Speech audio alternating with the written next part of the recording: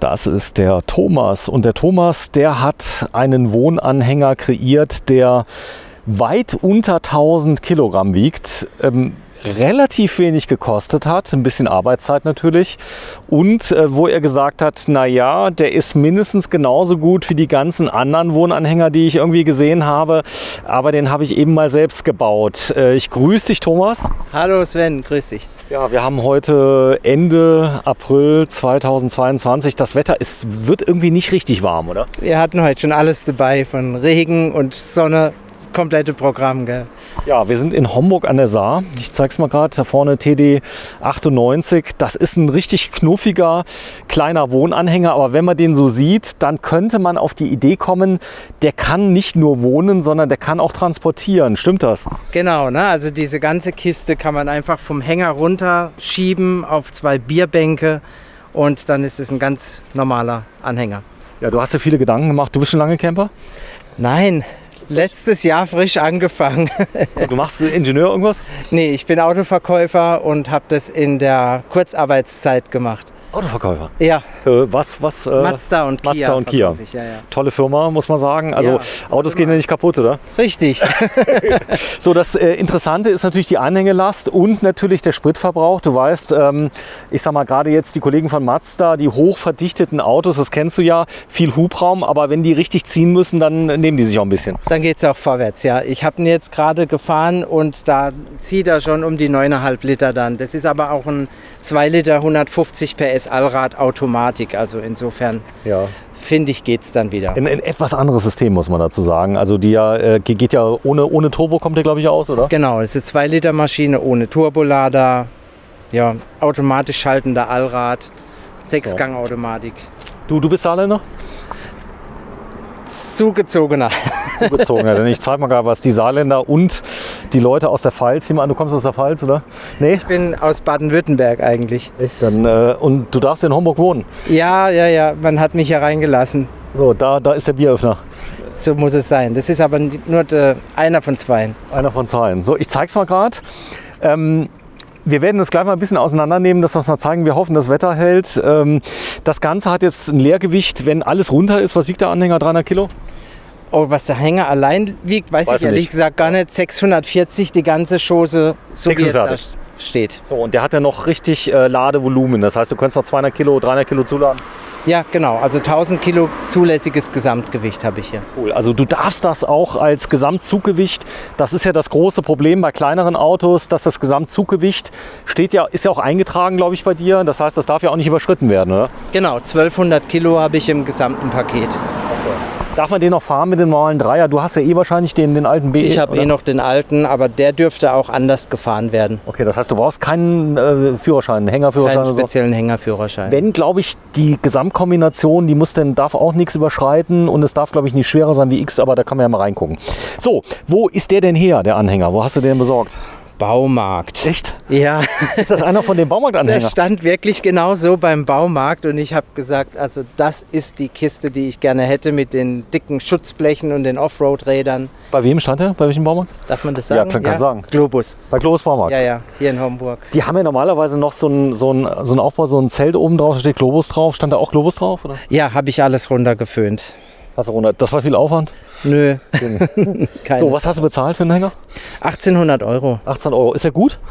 Bis jetzt super. Das ist ein gefedertes Teil. Also das heißt, er kann auch tatsächlich dann ein bisschen Offroad vertragen und er hat die 100 km/h Erlaubnis. Jetzt mal eine Frage, der kam so mit den Reifen? Oder? Kam genauso, wie er da steht, ja. Echt? Ja.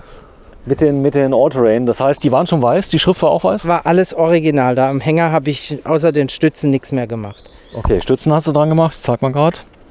Dann hast du hier, das ist wahrscheinlich Benzin oder Diesel, was ist drin? Das sind meine Wassertanks. Das eine ist das Duschwasser auf einer Seite und auf der anderen Seite das Abwasser. Warte, ich zeig's mal gerade. Das ist ja genial. Das heißt, Investition nochmal 1800 € der Hänger.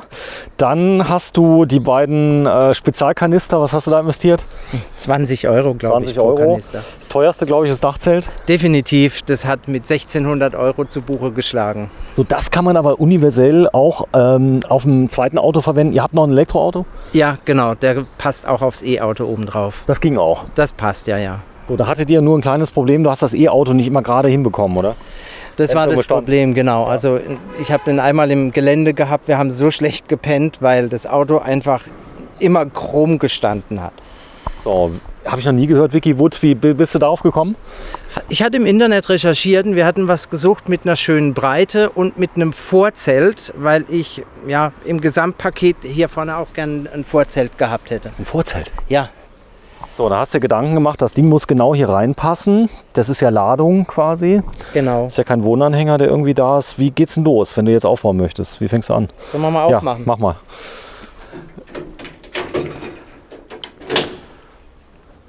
Bauzeit, wie lange hast du gebraucht? 2 Monate. 2 Monate. So, dann geht hier die Schublade auf. Nee. Da vorne ist das ganze Besteck. So, ich zeige mal gerade, da vorne ist auch ein Keramikmesser, oder was ist das? Oder sowas Ähnliches. Egal, schneidet. Schneidet jedenfalls, ja. So, dann hier drunter. Da unten drunter ist ein 1,20 Meter Auszug. Hat selber gebaut. Ja. So, 1,20 Meter. Da vorne ist der berühmte Campinggas. Den Grill gibt es ja auch als 5000 Nachbauten. Ziemlich cooles Teil. Bist du Schreiner? Hast du da irgendwie... Nee, gar nichts. Das hatte ich mir zusammengebastelt, so nach Gefühl. Aber Werkzeug hast du? Ja, so den ganz normalen Stichsäge. Baumarkt, Stichsäge, Kreissäge, das normale Zeug. Okay. Zeichnung vorher gemacht? Ja, aber keine technische, also wirklich Kinderzeichnung mit groben Maßen drauf, sodass ich ungefähr weiß, wo die Reise hingeht. Aber wenn du gerade so nett bist, da nochmal aufmachst, weil ich muss gerade mal reinschauen, was da so drin ist. Da vorne ist das Krokodil, die Zange, wo ich mir immer die Finger einklemme. Ja. Die darf nicht fehlen. Man wird ja hier geschwenkt, wird am Saarland. Leider schon ein paar Kampfspuren abgekriegt am Scotty-Grill. Was ich toll finde, ist, du hast eine spezielle Halterung hier für deine Gewürze. Wie funktioniert das? So. Also, das sind einfach Magnete, die ich in die Deckel reingeklebt habe. Und ein Lift quasi. Ja. Ist das genial. Einfach da unten drunter. Idee? Hast du es irgendwo gesehen? Nee, die Idee hatte ich, weil ich zufällig noch Magnete übrig hatte. Dann habe ich mir überlegt, wie ich diese Dinger unterbringe. Und dann hatte ich die gebaut. So, hast du eine Schublade reingebaut. Hier vorne, der Griff, den finde ich sensationell. Das ist auch so. Sieht so ein bisschen aus, als wären so ein paar Sachen schon da gewesen, oder? Also diese wie nennt man das? Packteile sind das. Die brauche ich, um den Hänger, um die Kiste im Hänger zu fixieren. Und da habe ich mir vorne und hinten ein Stückchen abgeschnitten und habe die mehrfach so als Grifflösungen dann verwendet. So, und hier vorne ist es drin. Unterlegscheibe drunter, hält. Okay, dann ist hier Wasser. So, für den Grill ist natürlich auch noch eine Abschirmung, dass die Flamme nicht ausgeht, nehme ich an. Genau, die liegt hier unten drunter. Das ist auch, glaube ich, relativ einfaches Material. Hält. Das wird da hinten dran gestellt und fertig. So, was gibt es denn hier noch zu entdecken? Was ist das? Ah, das Kochset. Genau, da ist das Kochset, Gasflaschen mit drin. Da habe ich mir auch ein bisschen was Besonderes überlegt. Diese Zugkaufteile, wo 12 Volt erforderlich war, das hat mir hier viel zu viel Platz weggenommen. Dann habe ich hier diese Waschschüssel, Gastrobedarf, einfach in Amazon gekauft. Was hast du bezahlt? 16 Euro. 16 Euro? In die Richtung, ja. Und die Wasserflasche. Ach so. Die wird einfach hier oben. Die kennen wir ja aus Frankreich. Oder gibt es auch in Deutschland? Wir haben sie hier in Deutschland gekauft, aber im Prinzip sind es diese 5-Liter-Kanister, die man in Frankreich bekommt. So, darunter, okay. Die kommt hier rein. Und das ist der Spender, den man dazu kriegt. Und der wird hier oben drauf gesetzt. Ja. Sorry, ich muss nochmal drauf. Einmal treffen. Nicht genau getroffen. Und jetzt. So, sitzt. Elektrisch. Akku betrieben. Das habe ich letztes Jahr ein einziges Mal aufgeladen und es ist immer noch funktionstüchtig. Das heißt, er wird einmal aufgeladen und hält dann zig Wochen durch. So, Edelstahl, das heißt, auch das kannst du gut reinigen. Ganz genau, ja. So, ist der Behälter mal kaputt? Den gibt es, glaube ich, bei jeder 5 Liter Flasche dabei. So ungefähr, genau. So, dann ist hier Stauraum. So, genau, wir kurz mal reingucken. Also da ist noch Stauraum. Das ist die Butangasflasche. Die kosten auch irgendwie gar nichts im Internet. Wenn du 10 Stück kaufst, kriegst du die 11. geschenkt. Genau, wir haben hier im Action in Homburg, die Dinger kosten, glaube ich, 60 Cent oder 70 Cent. Und da habe ich mir gleich eine größere Ladung davon bestellt oder gekauft. Das heißt, man muss die gar nicht im Internet bestellen, so wie ich das mache. So, das Brettchen oben, das kannst du drauf machen, das Schneidebrett. Das hast du lackiert selber, oder? Genau, das ist abgeschliffen und geölt, nicht lackiert, sondern geölt. Gut. So, und das wird hier reingesetzt. Damit geht die Schublade schon mal nicht mehr zu. Und man hat hier halt dann ein bisschen Platz, um den Topf drauf zu stellen. Ach so, die lockt automatisch die Schublade, wenn es mal ein bisschen schräg steht. Genau. Okay. Die Schublade selbst hat kein Sicherungssystem drin, deswegen habe ich das dann hier über das Brett gemacht. Mit der Kinderzeichnung. Ganz simpel. So, dann die guten Euroboxen. Aber auch da gibt es hier eine Öffnung. Genau, da unten drin habe ich auch noch ein klein bisschen Stauraum. Oben drüber habe ich eine simple Styroporbox. Das war jetzt letztes Jahr unsere Kühlbox. Das hält natürlich maximal 2 Tage am Stück und dann ist vorbei. Ach so, du machst da unten ganz normale Kühlakkus rein und dann ein bisschen Wurst, bisschen Käse? Wir hatten uns spezielle Kühlakkus geholt, die ein bisschen länger halten. Das waren so Gelpacks aus Kunststoff. Die hatten wir eingefroren. Das hat tatsächlich funktioniert, selbst bei hohen Temperaturen. Letztes Jahr waren wir bei 6, 27 Grad. Haben die 2 Tage lang unser Zeug frisch gehalten. Also ich fasse mal zusammen. Das Euroboxen, das war auch relativ teuer, wenn ich hier im Gesamtzusammenhang sehe. Aber ich nehme an, auch die hattest du noch oder hast du sie besorgt? Die habe ich mir auch im Globus daneben dran gekauft. Okay. So, was ist daneben? Da muss ich jetzt leider dann immer jeweils eine Kiste auspacken, sonst komme ich an die andere nicht dran. Okay. Und da haben wir einfach Stauraum für Klamotten, wenn wir mehrere Tage unterwegs sind, dass wir ein bisschen was dabei haben. Na gut, ihr habt ja noch ein Auto, muss man auch noch sagen. Ja, genau. Kann man auch ein bisschen was unterbringen. Fahrräder, wo würdest du die unterbringen? Wir sind echt gar keine Fahrradfahrer, wir sind eher Wanderer, deswegen Fahrräder nehmen wir im Moment gar nicht. Brauchst du gar nicht, okay. So, da unten habe ich schon was entdeckt. Was ist das? Ja, das ist die Steuerelektrik, weil die ganze Kiste ist ja elektrisch höhenverstellbar. Nee. Ja. Hast du eine Das sind Nivellierung? 4 Linearmotoren drin, die das Dach um 30 cm nach oben heben. Okay, das geht jetzt, wenn du es anmachst. Ja, klar. Mach mal. Ich bin der Autoverkäufer mit den Linearmotoren. Nee, Fernbedienung. Ja, klar. Das ist übrigens eine Powerbank, wie wir sie auch im Autohaus verwenden, um Fahrzeuge wieder anspringen zu lassen. Fremdstarten. Ja. Und die hält lässig mal 14 Tage im Urlaub bei täglichem Öffnen. Und Preis von der Powerbank?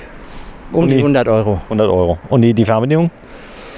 Das war alles bei den Linearmotoren dabei, diese 2 Relais plus die Fernbedienung plus die Motoren, das war alles ein System. Und ich weiß ehrlich gesagt gar nicht mehr, was es ganz genau gekostet hat. Aber es war bezahlbar. Ja. Sag mal, für was wird das normal so verwendet, die Linearmotoren? Viele benutzen die, um Fenster zu öffnen. Dachschräge Fenster werden damit geöffnet. Ja, bitte, Walter deines Amtes. So, das dauert jetzt leider ein bisschen, weil die Linearmotoren für langsame Geschwindigkeiten gedacht sind.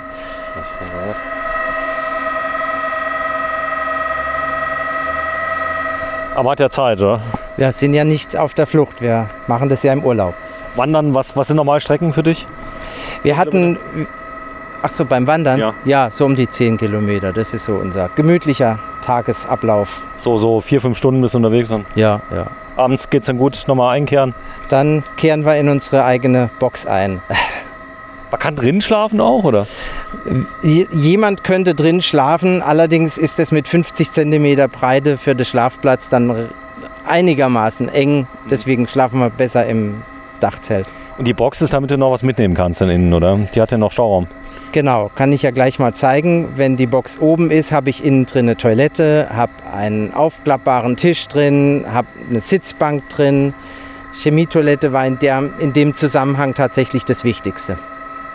Das macht ein bisschen Geräusch, das heißt, wenn du um 5 Uhr am Zeltplatz... Ja, bis jetzt waren wir noch nie tatsächlich am Zeltplatz. Wir haben frei. über Landvergnügen dann meistens frei gestanden und zweimal tatsächlich für jeweils eine Woche auf einem offenen Platz, wo man halt einmal für 10 € die Nacht übernachten konnte. Und es war total schön an einem See in Wadern oben. Und die schalten selber ab, die Motoren? Ja, genau. Wenn die Höhe erreicht haben, wird es alles von alleine abgeschaltet und fertig. Ist da jetzt eine Spindel drin oder sieht man das gleich? Was da drin? Sichtbar ist es nicht, aber es ist ein Spindelmotor tatsächlich. Okay. Und jeder der 4 Motoren drückt 150 Kilo, sodass man also obendrauf auch schlafen kann. Das war ja der wesentliche Punkt, dass das Dachzelt nicht zusammenbricht, wenn das oben ist. Ah, okay. Das heißt, du kannst aber nicht fahren, während oben jemand schläft? Nein, auf keinen Fall. Aber die Traglast geht? Die Traglast funktioniert, ja. 600 Kilo. Sehr schön. Thomas, du hast mich angeschrieben, hast gesagt, ob wir kleinen Saarländer denn gut genug sind für meinen Kanal, dem saarländischen Kanal. Da habe ich gesagt, ich bin heute direkt gekommen, habe gesagt, ja klar, du bist super. Hat Freude gemacht, muss ich sagen, dass das so schnell geklappt hat, ja. Guck mal hier, das ist ein Spiegel. Das heißt, du kannst dich rasieren, du kannst die Tür fixieren, wie ich sehe. So, da ist eine Schlaufe. So, der ist wahrscheinlich aus dem Teddy, oder? Ja, ich weiß ehrlich gesagt gar nicht. Das war wirklich noch irgendwelche Restbestände, die ich noch hatte, ja. So, da ist ein Riegel, ein kleiner. So, dann, was ist das hier? Ein Mülleimer? Ah ja, so Multifunktion. Oh. Da ist sogar noch hier die kleinen schwarzen Dinger dabei. Da sind die Mülltüten noch drin. Ach, wie goldig. Investition? 7 €. Der Griff? Selbst gebaut. Selbst gebaut. Den soll ich mal gerade zeigen. Den habe ich aus diesen, wie heißen die Platten? Multiplex-Platten, ja, danke. Okay. So, ich zeige mal gerade hier oben, da ist jetzt ein Spiegel drin. Dann hast du eine Hightech-Beleuchtung gemacht. Die langt vielleicht so nicht zum Rasieren, aber sieht schick aus. Das ist eher, um die Stimmung am Abend aufrecht zu erhalten. Fürs Licht gibt es noch ein extra System. So, aber du hast einen Spiegel, das heißt, du kannst dich rasieren. Das ist auch zeitgleich dein Bad, nehme ich an, oder? Genau, das ist also ein Waschbecken für alles. Gut. So, dann hast du umgesteckt. Das heißt, du hast jetzt 12 Volt im Auto, oder? Jetzt habe ich im Prinzip das Licht anstelle der Motoren aktiviert. Da ist kommt mir auch ganz lieb, 5 weil oder 12 Volt raus. 12 Volt. Das ist mir insofern ganz lieb, dass ich nicht versehentlich auf die Fernbedienung komme und dann hier unabsichtlich die Höhenverstellung betätige, weil die würde ja hier mit der Tür da oben kollidieren. Und da die wahrscheinlich ein bisschen Kraft hat. So, das heißt, du hast eine Betriebssicherung eingebaut. Da unten, das ist der Boden schon vom Hänger, gell? Der kam so. Das ist schon der Original-Hängerboden. Man sieht hier an den Ecken lediglich noch diese 3 Rutschschienen, die ich unten drunter gebaut habe, damit man es besser vom Hänger schieben kann und dass da Luft unten drunter ist. So, ich zeige mal gerade so einen Stellmotor, den sieht man hier. Worthy, eco-worthy.com. Was hast du dafür bezahlt nochmal für die Stellmotoren? Ich glaube, die waren bei 160 €. Alle 4 zusammen. Alle 4? Mit der Elektrik. So, die Leute wollen ja immer wissen, jetzt ist hier Licht drin. Guck mal hier, da hast du hier 12 Volt LEDs drin. Hallo. Genau. Das ist ein Camper hier. Haben Sie sowas schon mal gesehen? Der hat einen richtigen Wohnwagen gebaut. Guck mal hier, oben drauf. Och, ist der goldig. Was ist denn das für einer? Ja. Klasse. Da kann man drin schlafen, auf dem Dach auch nochmal. Klasse. Hat er gut gemacht. Geht's jetzt in Urlaub mit? Jetzt geht's noch nicht in Urlaub. Nee, ist noch zu kalt draußen. Oh, ist der süß. Das ist, was für eine Rasse ist das? Chihuahua. Ein Chihuahua. Oh, Hunde lieben mich. Ich bin aufgenommen worden, oder? Klasse. Das ist aber so, das erregt schon Aufsehen, oder? Wenn du irgendwie. Ja, also bisher, wo immer ich gestanden habe, sind eine Menge Leute angekommen und haben nachgefragt. Ja, prima. So, ich fasse mal zusammen. Dachzelt muss man ja nicht haben, können wir drin, aber 15 € das Dachzelt, was man immer wieder abschrauben kann, irgendwo anders drauf machen kann. Genau. So, dann die Maße, hast du dir das vorher angeguckt von dem Hänger? Also, dass du sagst, okay, Ja. das ist genau die Maße? Ja, genau. Also ich habe zuerst den Hänger gekauft und aufgrund der Innenmaße dann diese Kiste oben drauf gebaut. So, jetzt hast du hier unten hast du ein Waschmittel dran. Ombiamet, Seife, Desinfektionsmittel. Desinfektion, ja.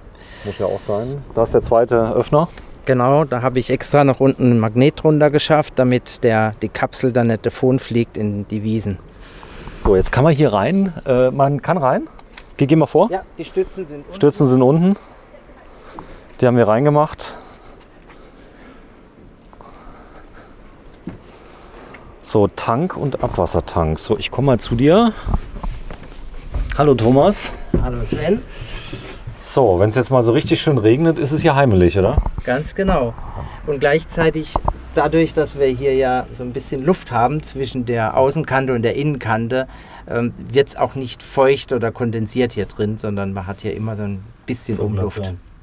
Es riecht doch gar nicht muffig. Also der steht bei dir ja unter einem Dach drunter. Steht in der Garage tatsächlich normalerweise. Hast du hier eingefilzt?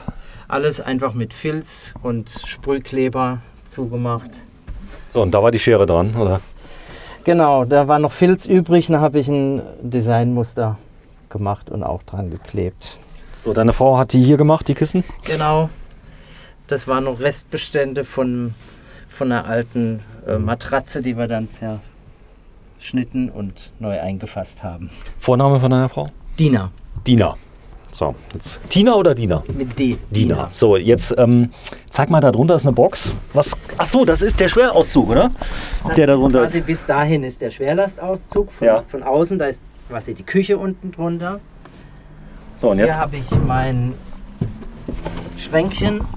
Da habe ich hier oben solche Teile gebaut, die aus Seil sind, damit man sich nicht den Kopf anschlägt, wenn das hier mal ein bisschen enger wird. Ja. Sag mal, da ist unten für die Schmutzwäsche oder was drin Genau, gedacht? da ist noch Platz für die Schmutzwäsche. Oben haben wir dann unsere Wäsche drin im Bedarfsfall und das Teil haben wir entweder hier hinten hinhängen oder weiter vorne und das hat auch einen besonderen Grund. Ja. Weil hier unten drunter ist die Toilette und wenn man die benutzt, stört das Teil. Also haben wir das meistens auf dieser Höhe hier hängen. Ja. Oft ist das Wetter ja schön. So, das heißt, man kann draußen bleiben. Meistens haben wir das immer draußen benutzt im letzten Sommer. Und Sag mal, man könnte doch hier noch E-Bikes reinstellen, wenn man das von der Größe ein bisschen höher bauen würde?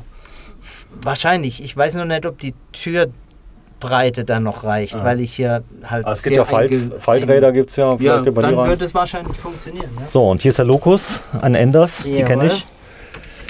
Auch da ist hier mit diesem grünen Band, da hast du es aber, ja. Ich zeig mal gerade, das hast du auch hier verwendet bei der Enders-Toilette. Genau, auch die habe ich mit diesen Loksverschlüssen. Warte, ich mach mal gerade ein bisschen heller. Da stehe ich jetzt im Weg, gell? Nee, es geht. Ich muss mal gerade hier mein Licht mal anschalten. Ah, es ist aus. Ist nicht so schlimm. Wir haben ein bisschen Licht. So, das sind die Spezialverschlüsse. Das sind aus dem Schiffsbau. Solche Loksverschlüsse nennen die sich. Loks LOX, oder? XX, ja. LOXX. So, da wird das einfach fixiert, Da hinten, damit das Ding nicht rumfliegt. damit die dann zumindest nicht in die Richtung wegfliegt. Ich hatte so eine, muss ich sagen, im Wohnwagen, genau eine Enders. Die ist richtig klasse. Der Einzige, was mich gestört hat gegenüber der Porta Potty, sie ist etwas tiefer. Also das heißt, wenn du 1,85 Meter groß bist, dann ist es vielleicht ein bisschen zu kurz. Das ist auch der Grund, Warum wir hier? weshalb ich hier schon mal ein bisschen was untergelegt habe, dass sie ein paar Zentimeter höher kommt. Okay. Aber ich musste hier natürlich auch die Aufbauhöhe trotzdem beachten, dass ich den Deckel noch zubekomme. So, was hast du hier verwendet? Der ganze Aufbau ist komplett mit OSB-Platten. USB, da vorne sieht man es noch ein bisschen. Rahmen, ohne Innenrahmen sind also keine Kanthölzer innen drin, sondern wirklich komplett verschraubt mit Taschenlochschrauben und verklebt. Dass du alles weißt, Taschenlochschrauben. Da sind so schräge Schräge. Bohrungen sind das. Okay, ich bin ja überhaupt kein Handwerker. Ich lasse die Sachen lieber machen, dann wird es auch besser. Aber das hier hast du echt gut gebaut. Und das hier vorne, wer hat das gemacht oder war das dabei hier? die Mimik. Die habe ich auch selber gebaut. Das ist dann auch der aus Multiplex-Platten, weil die ein bisschen stabiler sind. Und da habe ich dann mir überlegt, wie ich die Führung hinbekomme, dass die nicht kippen, weil das Dach ja ein bisschen beweglich ist, muss hoch und runter gehen, darf aber auch trotzdem oder muss auch das Gewicht vom Dachzelt oben mittragen. Oberfräse oder was hast du verwendet? Oder Ja, Stichsäge? ja, ja. Oberfräse. So, dass wir da. Cool. Jetzt kommt noch viel besser. Guck mal hier. Wenn man hier hochgeht, da ist wahrscheinlich ein Regal. So hätte ich es gemacht. So hat er es auch gemacht. Mittlerweile sind die so stabil, dass du dich auch vorsetzen kannst. Was ist denn das für eine geile Steuerung? Das Touch? Ist eine Touch-Steuerung. Hat allerdings tatsächlich manchmal den Nachteil, wenn man sich Zu nah rankommt. günstig vorbeugt oder so, dass man dann das Licht versehentlich ausschaltet. Hier die fette Beute. Das hat deine Frau gemacht? Ja, ja, genau. Das ist cool. So, und hier ist dann euer Tischchen. Da kannst du prima frühstücken, oder? Ganz genau. So, man kann aber auch hier zum Beispiel Stühle reinmachen, Tische für draußen. Die habt ihr Genau, hier also drin. für den Transport habe ich hier immer den Campingtisch drin, die Stühle habe ich vorne in der kleinen Box. Meistens dann auch dicke Decken für das Dachzelt oben. Also alles, was so ein bisschen sperrig ist, kommt hier rein. Auch Getränke, wenn wir Sixpacks dabei haben, die kommen dann alle hier rein. Aber diese Powerbank, die innen drin ist, diese 12-Volt-Version ist ja gedacht für Automobile zu starten. So. Und du sagst, das hält wirklich lange, oder? Ich habe die im Urlaub 14 Tage durchgängig benutzt, ohne dass die Lampen angehabt immer wieder. Lampen angehabt abends und das macht bei dieser Größe gar nicht viel aus. So, was denkst du, was hast du insgesamt investiert in allem? Alles in allem dürfte ich so um die 7 investiert haben. Zeit? 2 Wochen, oder? 2 Monate. 2 Monate? 2 Monate, ja. Wochenende oder jeden Tag? Also wir hatten Kurzarbeit eine Zeit lang und in der Zeit habe ich so jeden zweiten Tag dann dran gearbeitet. Und dann war es in 1,5 bis 2 Monaten. Ihr seid jetzt noch zusammen, deine Frau und du? Ja, nach dem Projekt. Ja, auf jeden Fall. Okay. Vorher, weil viele sind ja dann nach 2 Monaten da. Jetzt kann man allerdings, wenn man natürlich, das Material war ja nicht ganz billig, so Platten und so, die du kaufst. Also hast du es gemerkt, dass die Holzpreise gestiegen sind? Ganz gewaltig. Ja. Also es hat sich also wirklich deutlich gemacht. Inzwischen wäre das Ganze, wenn man es heute bauen würde, noch mal mindestens 20% teurer, schätze ich mal. Man kann ja sparen. Das heißt, du könntest jetzt unten Anhänger, könntest auch einen 700 € Anhänger nehmen, wenn es die noch gibt. Selbstverständlich. Muss ja jetzt nicht die Offroad-Version sein, aber die sieht cool aus, hast du gesagt, oder? Das war eins, ich habe tatsächlich auf die Optik geschaut, allerdings auch auf die begehbaren Kotflügel, weil man halt ab und zu mal auch am Dachzelt irgendwie ein Fenster ausstellen möchte oder so und dann ist der begehbare Kotflügel echt ein Vorteil. Aber du hast ja viele Sachen modular, das heißt, du kannst alles wieder einzeln weiterverwenden, kannst alles auch wieder weiterverkaufen einzeln, wenn du mal keinen Bock mehr hast auf den, willst du irgendwas anderes holen, dann kannst du das Dachzelt einzeln reinmachen, alles. Genau, der Hänger ist ein komplett eigenes Gerät. Ich glaube, das Geld kriegst du ja immer wieder, oder? Für so einen Hänger, oder? Ich hoff's. Gut, dann wart ihr unterwegs, habt das ganze Ding ausprobiert. War deine Frau skeptisch, oder?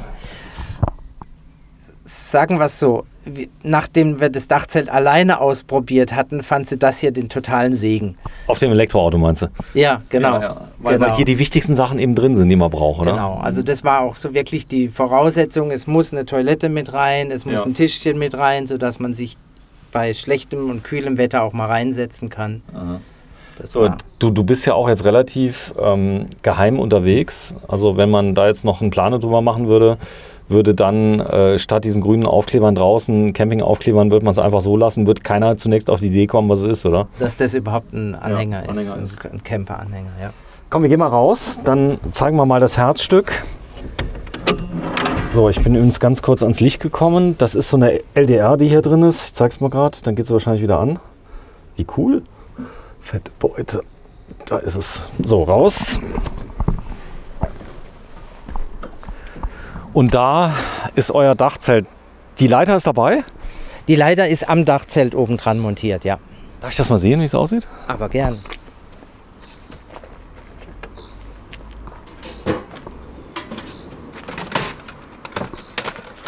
Aber so ein gewisses handwerkliches Geschick hast du ja schon, oder? Ich habe Spaß an der Arbeit, ja. Das merkt man, ja. Funkfernbedienung. Schwerlastauszug. Kiste stellen wir mal rein. Und jetzt zum Schlafen, muss es runtergefahren werden oder nee? Nee, kann zum oben stehen. Schlafen, das war die Idee, dass es zum Schlafen oben ist, weil mein Vorzelt ansonsten auf dem Boden aufsetzt. Ah, okay. Aber ich brauche jetzt kurz Werkzeug, weil jetzt muss ich es verschieben. Für den Transport habe ich es immer ein Stückchen weiter vorne, um die Ich guck zu, mach mal. die Stützlast zu bekommen. Ansonsten muss es jetzt kurz verschoben werden. So. Ah, okay, damit die Stützlast ausgeglichen ist. Hast du insgesamt, wie viele Stützen hast du? Hinten 2 und vorne habe ich mir noch eine dazugestellt. So, also hinten 2 und hier vorne ist eine Stütze. Das heißt, das Ding kann auch autark stehen. Hast du es denn gut versichert? Das heißt, wenn es mal... normale Anhängerversicherung für das untere Teil. Oben habe ich keine Versicherung. Okay, das heißt, wenn es weg ist, dann hast du Pech gehabt. Hätte ich Pech gehabt, ja. Vicky Wood, wobei es ist ja fast noch Hausrat. Was du alles da an Werkzeugen hast, hier eine Ratsche. So, das reicht So, erstmal. und du kannst schieben. Jetzt brauche ich Werkzeug. Ich habe jetzt gedacht, jetzt kommst du hier mit der großen Makita. Ne, braucht man gar nicht. Da langt eigentlich mal eine Schraube zum Testen, oder? Ja, ich mache nur hinten noch mal zu. Das ist ein Kipp. Ah, okay. Ich glaube zu wissen, man faltet es quasi nach rechts jetzt. Tatsächlich nach vorne. Nach vorne. Und Vordach für die Küche.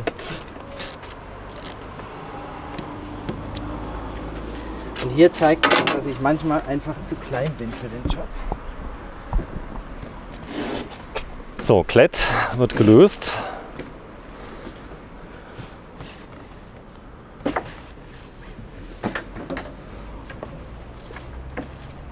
Du bist schon lange im Saarland? 33 Jahre jetzt. Okay, das heißt, das lasse ich mal als Saarländer durchgehen. 33 Jahre. Und Heimweh ab und zu? Ich fahre ganz gern als mal in die Heimat. Jawohl. So, da ist ein Reißverschluss umlaufend. Ich denke, das Auspacken ist schneller, oder? Als Einpacken. Ja, definitiv. Okay. Das Einpacken bringt immer wieder das Thema, dass man hier das alles wieder verdichten muss, damit es reinpasst. Gut, ist ja jetzt mal fürs Video. Wir wollen ja ehrlich sein. Ich meine, es ist ja, wenn man denn kommt. Weißt, jetzt werden wieder Leute schreiben, ja, für 7.000 €, da kriege ich ja schon einen Wohnwagen. Die Leute sollen mal bitte gucken, was sowas kostet mittlerweile. Ja, das ist so teuer. Sind unfassbar teuer geworden. Das war uns auch genau deswegen zu teuer, deswegen habe ich es dann selbst gebaut. Lieferzeit von dem Dachzelt, kam das direkt? Ja. Das kam direkt, tatsächlich, ja. War innerhalb von einer Woche vor Ort. Da war auch nichts zu reklamieren. Nee, hat direkt auf den ersten Start funktioniert. Ich kann mir vorstellen, wie die Reaktion war, als denn der Paketdienst kam, oder kam das per Spedition? Es kam per Spedition Ja. und das musste man dann wirklich zusammen reintragen. Das war irre schwer, also 60 Kilo das Teil. Allein schaffst du es nicht. Allein packe ich das auch nicht. Nee. Ich auch nicht. Wahrscheinlich schreiben jetzt wieder alle hier 60 Kilo mache ich mit dem Halskettchen. Ja, so ein dickes Halskettchen habe ich leider nicht. So. Jetzt muss ich die andere Seite noch kurz öffnen. Und du warst ja jetzt nicht auf einer Messe, hast du es angeguckt, sondern nur im Internet. Ja, das hatte ich wirklich über Internet angeguckt, mir die technischen Daten angeschaut und habe zugeschlagen. Ach, die Box habe ich ja gar nicht geöffnet. Hier ein Schwedenfeuer drin. So. Du bist ein ordentlicher Mensch, habe ich das Gefühl.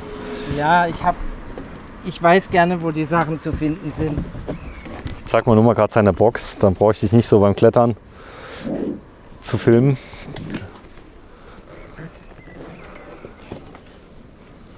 Ah, jetzt habe ich es verstanden. Es geht nach hinten Und das hast du eben gemeint, mit der Küche ist es dann das Dach, oder? Ganz genau. Denn man will ja auch im Trockenen einsteigen. Die war dabei. Die ist automatisch dran. Okay.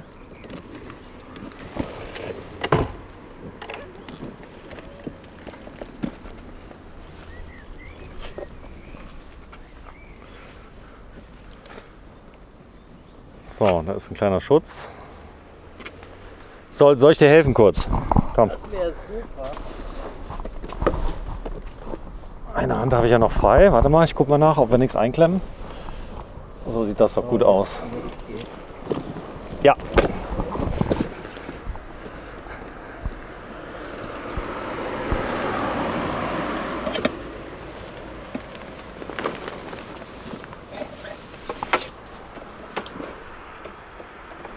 Boah, ist das schön. Das macht so richtig Bock auf Zelten, oder? 100%. Das heißt, du kannst das Ding auch verwenden für einen VW-Bus zum Beispiel, für... Das ist für alles. Eigentlich gedacht ja für Autos. Die Idee mit dem Hänger, das war mehr so eine Nachrüstlösung.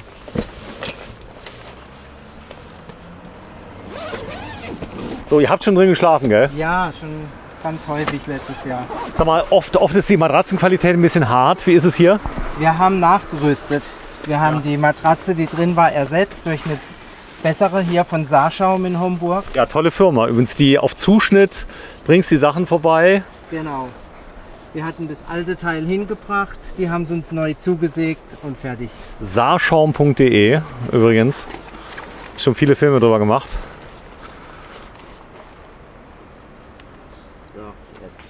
Jetzt ist es zu. Und dann haben wir zusätzlich dazu auch noch einen Topper drauf liegen. Und jetzt schläft man gut. Und jetzt schläft man gut.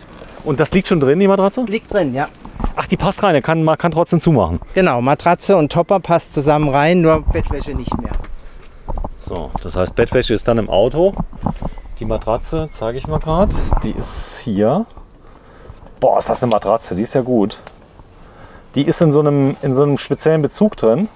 Genau. Oder der war schon dabei? Der Bezug war richtig, nur wir haben das Inlay von dem Bezug geändert, also den Schaumstoff selbst. Sag mal, lange schlafen morgens, wenn man da mal Lust hat, geht? Ist es dunkel genug? Ja, das funktioniert. Hatten wir letztes Jahr im Schwarzwald mal 14 Tage ausprobiert, war super. Kälte geht? Kommt drauf an, wie man sich anzieht. Also bei uns hat es gut funktioniert, wir haben dicke Schlafsäcke dabei. Dann kann man wirklich auch bis 10, 11 Grad in der Nacht gut schlafen. Liegefläche, was ist hier? 1,60 Meter? 1,40 mal 2,30. Okay, das heißt also, ihr habt euch eh lieb, also dann... Und wir sind beide so Schmalhänschen, dann passt das. Boah, ist das schön. An der Seite hast du Taschen, das heißt, du hast auch Fenster, kannst du aufmachen, oder?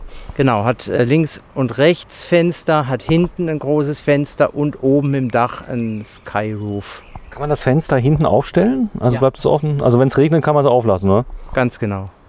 Da oben ist eben das Skyroof, was drauf ist. Ja, mich hast du überzeugt. Das Dachzelt würdest du nochmal kaufen? Auf jeden Fall. Das ist ja schon eine Investition. So, da wird es abgespannt. Das Eigengewicht hält bei Wind. Was denkst du? Wir hatten das letztes Jahr im Schwarzwald, gerade in der Zeit in Betrieb, wo es im Schwarzwald wirklich diese ganz schlimmen Hagelstürme gegeben hat, wo mehrere Ortschaften unter Wasser waren. In der Zeit standen wir im Schwarzwald bei Sturm und Hagel und es hat wunderbar gehalten. Man kann gut schlafen, wenn es regnet? Nein, zu laut. Okay. Wenn es leicht regnet, das hörst du auch schon, oder? Ja, das hat man gehört, wobei das hat mich jetzt nicht so gestört, aber beim heftig. Hagel sind wir dann ausgestiegen und sind nebendran in eine Ferienwohnung, solange bis der dicke Hagelsturm durch war. Okay. Hagel und Blitz vor allem. Ne? Also Hagel das und Blitz. Gut. War das Unangenehme. So, ich zeig's mal gerade.